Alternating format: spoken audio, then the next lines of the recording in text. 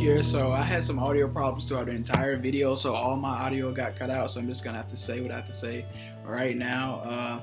So our video is about spiritual awakening and like some symptoms that you might go through. And from my experience, things that I went through were synchronicity, wanting to be in nature, increased intuition, and I think the biggest one was my desire for solitude, because that's where I learned everything that I know now. Just by reading books, watching lectures, meditation, created tremendous growth in my life, and those were some of the symptoms that I experienced. So stick around and just listen to what these guys have to say. Yeah, so some of the pre signs that we like to call them of a spiritual awakening would be becoming curious, feeling lost, helpless, alienated, and alone, like something is missing, and then also starting to reimagine your image of what God is and how you view the world and how you view other people and how you connect to other people. So all of that kind of gets turned upside down with a spiritual awakening. Pretty much questioning everything you know or you thought you knew. Yeah. Some other signs are like becoming less into material items, experiencing synchronicities, having less worries, feeling sick of pretending to be someone that you feel others want to see, having experiences such as mystical experiences through dreams and meditation. You have a heightened intuition. You feel more connected to plants, animals, other people, the earth in general. You're less ruled by society's expectations and what they want from you, basically. You're more into what you want for yourself.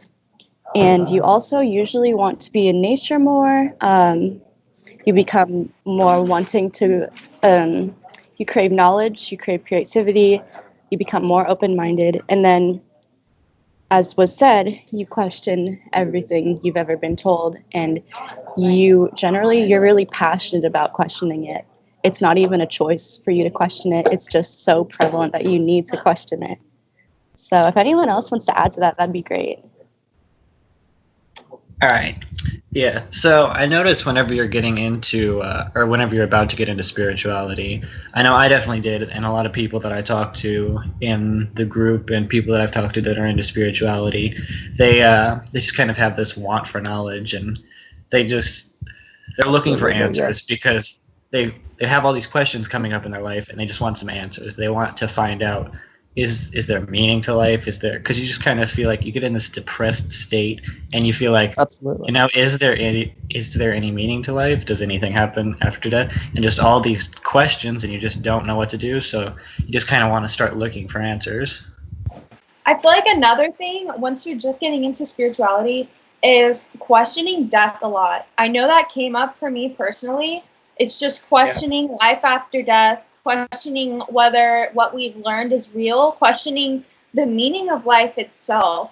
I know that a lot of people do that starting out, and that's definitely one of the signs that you are getting closer to your journey, or you're starting your journey. No, absolutely. I can say that for a fact, because you just start questioning everything, not only everything you've been taught, because the society, everyone is taught that's just how life is. But you're like, okay, well, if I die, I'm going to go to heaven, I'm going to go to hell. It's nothing, is this, is that. And you just really reach out there and search for all the answers. And that's just something that draws you to it. You start to question beyond the concept of duality. Like, there's more than two sides to the story. There's more than two options after death. Stuff like that. And that's a state of mind I think you should stay in, too, throughout your life. Maybe not to that extent, but you should be at a point where you're questioning things in your life and not just going with the flow and just doing whatever and just believing it's right. You should always be questioning things and making sure that your beliefs are right, and kind of changing, and whenever you find new information, like looking back and checking everything.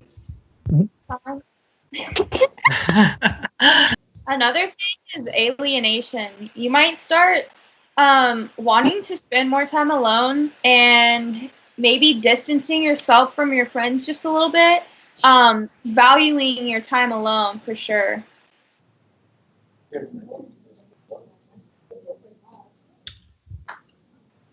Right. You usually value your alone time more, your time out spent in nature more, spent with spent learning and being creative. Doing yoga and meditating is really helpful during this time. Yeah, how was it for you, Sean? For me, it was pretty interesting. So like, I sort of felt like I was pretending a lot and just feeling sick of pretending to be what other people wanted me to be, and just realizing that I didn't really need to. And if I felt like I wanted to get into spirituality, meditation, yoga, all of these things, that I really just should, because that was what spoke to me the most on the inside. I feel like you really learn a lot about yourself whenever you're meditating too. Like, Absolutely. just kind of all the inner reflection and stuff. You learn a lot about yourself that you didn't really know until then. Definitely. Yeah. Not only are you able to question, you're able to really see clearly, because when you meditate, you can quiet your mind and your thoughts and all these pre-existing beliefs and ideas that are consuming you with self-doubt and all that stuff similar to that. Yeah. So it really helps to calm, be able to see your situation clear in a clear light and your solution in a clear light. You also forget about time too. Like whenever you're doing it, I've noticed whenever I do it, like I'll be sitting there and I'll feel like I'm just so deep into meditation. I'll feel like I was in it for like 2 hours, and I'll look at the clock. It'll be like 30 minutes. Yeah, your time definitely is distorted in a good way. Yeah. So on being more creative, I mean, I've always been a creative person, because before I got into stuff like this, I was a writer and things like that. So I haven't really gotten much more noticeably creative because I've always been writing and stuff. But how is it for you guys? Do you guys feel like you're a lot more creative? So I've actually also like been a writer and an artist my whole life, but I do see a creative like enhancement in like ideas, in where I can get ideas from. Absolutely. Just being a Yeah. lot open to like receiving and then transforming and putting it back out. Yeah, that is true. I've noticed that in a lot of my writings. Like I'm writing about a lot of stuff that I normally wouldn't have written about before.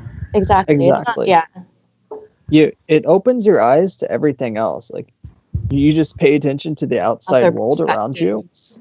and you can write about it. You can do this, and it's something that you always took for granted. Mhm. Yeah, you can really start. Yeah, you can start to see the power that if you write or do art, those works have the influence they have on other people. Have a lot more Like meaning as well. me, my intuition grew, and I started to get random great ideas out of nowhere, and I would know to go with them and to expand automatically. And I've never had that in my life until now. That also started with me recently. Yeah. You stop going through the motions of life. Yeah. That's the easiest way to put it, honestly. Yeah, it starts becoming more of an experience rather than a happening. Yeah. Yeah, Absolutely. it totally does. I noticed that I really started to stop doubting myself, and in that way, I became more open to being creative. I used to have a mindset of, I'm not a writer, I'm not an artist, I'm not creative.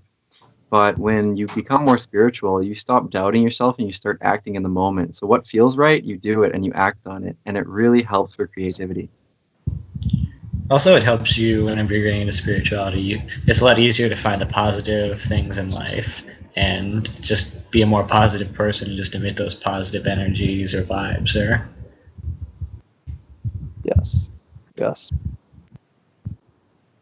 Definitely. Like I've also even noticed a change in the music I listen to.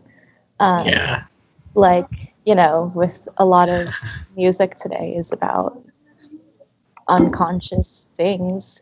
I'm getting a lot more into like just listening to instruments or like beautiful, pretty music or nature sounds or chanting like Hare Krishna, Hare Rama. Like that stuff I feel on a soul level more than I did like this other like rap, like music on the radio.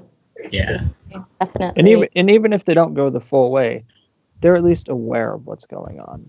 Yeah. And hopefully with their own decisions, they will make that change. I know I have. And sometimes, like whenever I'll do something like I'll drink like some pop or something like that, and I know I shouldn't. The next day, I can just feel it in my body, and it's just kind of like you know you shouldn't have done that. Yeah. Fair. Yeah, dude. Yeah.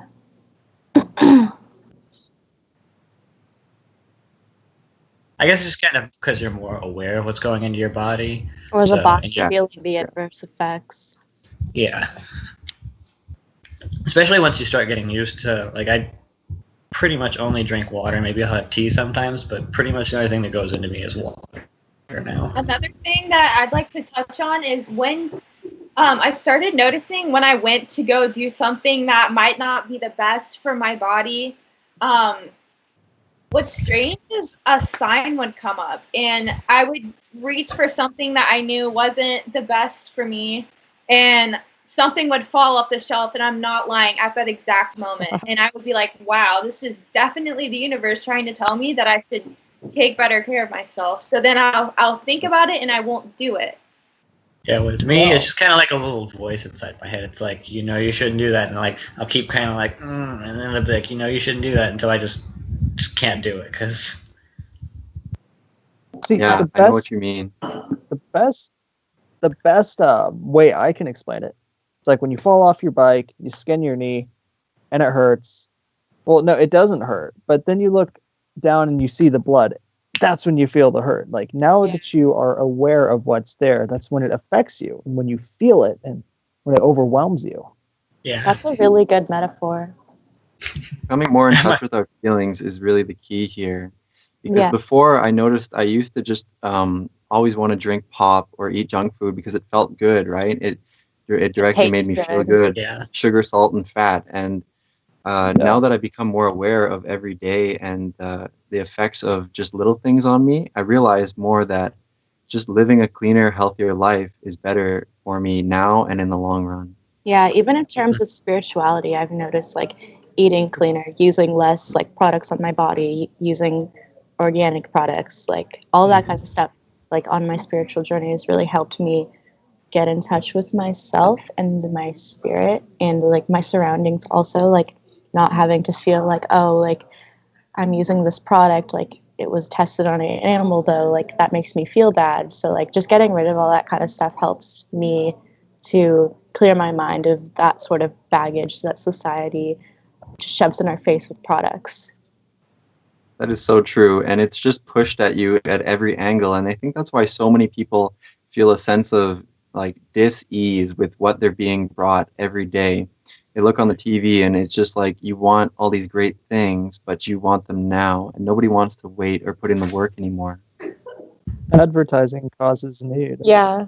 Instant gratification, that's very true. Yes. And also, I think, like, kind of, especially smart people and people who get into spirituality like us, whenever you're going through, before you kind of had that feeling in your gut, like something isn't right. This isn't what I should be doing, even then, before you knew about this stuff. Right. It's intuitive. Yeah. Yeah, It's I like would you're say chasing stuff.